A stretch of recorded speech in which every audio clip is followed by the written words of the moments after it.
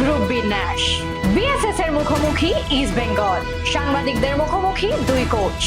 Media ফুটবলের আসর।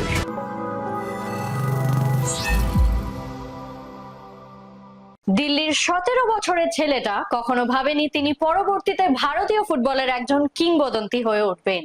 আজ তার জন্মদিনে আইএফএ টিভি তাকে শুভেচ্ছা এবং ভালোবাসা জানায়। তিনি আর কেউ না, আমাদের সবার ভালোবাসার ক্যাপ্টেন সুনীল ছেত্রী। আমি শিবাঙ্গনা, শুরু করছি আজকের পর্ব। আগামী নভেম্বরে বাংলাদেশের ঢাকায় অনুষ্ঠিত হতে চলা সাফ চ্যাম্পিয়নশিপের গ্রুপ বিন্যাস হয়ে গেল। গ্রুপ বি তে ভারতের সঙ্গে রয়েছে মলদ্বীপস ও পাকিস্তান। একবার গ্রুপ দুটিতে চোখ বুলিয়ে নেওয়া যাক। 4টি ম্যাচের টানা জয়ের পর পঞ্চম ম্যাচ বেহালা এসএস এর মুখোমুখি লাল হলুদের ছেলেরা। এই ম্যাচেও কি জয় পেল তারা? দেখে নি একবার। টানা 4 ম্যাচ জয়ের পর পয়েন্ট খোয়ালো ইস্ট বেঙ্গল। আজ ঘরের মাঠে বেহালা এসএস স্পোর্টিং ক্লাব রুখে দিল তাদের। নাটকীয় উত্তেজনার খেলা 3-3 গোলে ড্র হয়। লাল হলুদের বিজয় মুর্মু, মোহাম্মদ বিলাল ও মনতোষ মাঝি গোল করেন।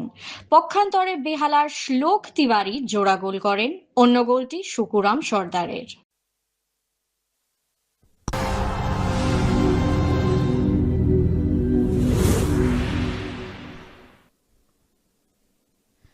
চোখ রাখবো আজকের গোলগুলিতে। 6টি গোল হয়েছে আজকের খেলায় এবং সেই গোলগুলি প্রেজেন্ট করেছে উপহার রাইস। আরও একবার স্টাইল বাজার কলকাতা ফুটবল লিগের গোল পাওয়ার্ড বাই উপহার রাইস। প্রথম গোলটি পায় বেহালা এসএস স্পোর্টিং। ডান প্রান্ত থেকে একটি দুরন্ত রান আসে এবং সেই রান থেকে পয়েন্ট ব্ল্যাঙ্ক রেঞ্জ থেকে হালকা টোকায় পরাস্ত হয় রনক ঘোষ। গোল করেন শ্লোক তিওয়ারি। তারপর বাদিক থেকে অনবদ্য একটি রান করেন আকাশ হিমব্রম এবং তারপর তার ঠিকানা লেখা ক্রসে মাথা ছুঁয়ে বল জালে জড়িয়ে দেন বিজয় মুর্মু। কোনো রকম সুযোগ পাননি অভিজিৎ কর। বল ফলো করে যেভাবে এগিয়ে গেছিলেন তাতে গোলটি ফাঁকা হয়ে যায় এবং তারই সদ্ব্যবহার করেন বিজয় মুর্মু। বাদিক থেকে আরেকটি ভালো রান, এবার কিন্তু রানটি করেছিলেন বিশ্বজিৎ মিটেই এবং তার অনবদ্য সেন্টার।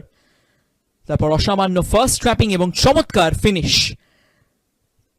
শ্লোক তিওয়ারির জোড়া গোলে 2-1 গোলে আগুয়ান হয়ে যায় বেহালা এসএস স্পোর্টিং ক্লাব। এবং তারপর ইস্ট বেঙ্গলেরই একটা মিস পাস থেকে গোল করে যান শুকুরাম সর্দার।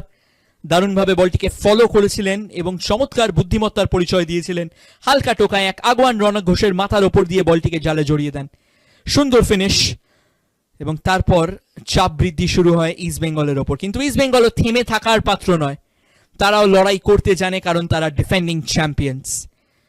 শুকুরাম সর্দারের এই কিলিয়ান এমবাপে সুলভ আচরণের পর শুরু হয় ইস্ট বেঙ্গলের তাণ্ডব নৃত্য। সেখান থেকে মোহাম্মদ বিলালের হালকা টোকা এবং অসামান্য সেট আপ করে যান বিজয় মুর্মু, কিন্তু মোহাম্মদ বিলাল তার বুদ্ধিমত্তার পরিচয় দেখিয়ে বুটের ডগা দিয়ে বলটিকে জালে জড়িয়ে দেন।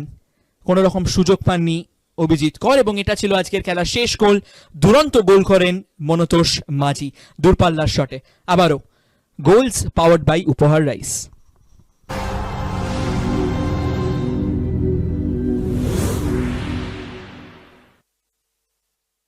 ম্যাচ শেষে সাংবাদিকদের মুখোমুখি দুই দলের কোচ কি জানালেন শুনে নেব একবার।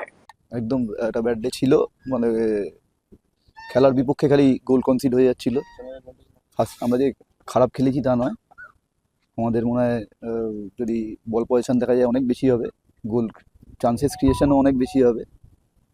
সেকেন্ড হাফের মাঠটা একদম আমাদের খেলার এগেনস্টে চলে গেছিলো, মানে আমরা এই খেলা খেলে অভ্যস্ত নই। ঠিক আছে, মানে লং লিগ এরকম হতেই পারে, সেই জায়গাটা আমরা যে 1 পয়েন্ট অন্তত ঘরে আসতে পেরেছি সেটাই ভালো। ক্যালকাটা স্পোর্টস জার্নালিস্ট ক্লাবের উদ্যোগে মিডিয়া ফুটবলের আসর বসতে চলেছে রাজারহাট মার্লিন রাইস মাঠে।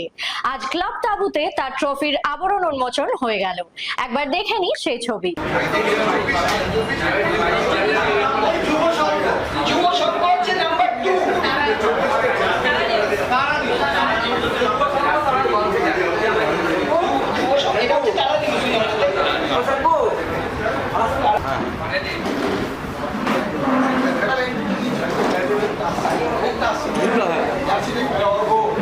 মুখে নিচে রাখো, মুখে নিচে রাখো।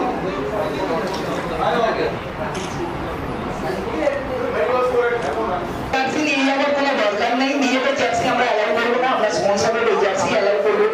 আপনি যদি মনে করেন আপনার সমস্ত জার্সি পরে খেলবেন, সেটা খেলতে পারবেন না।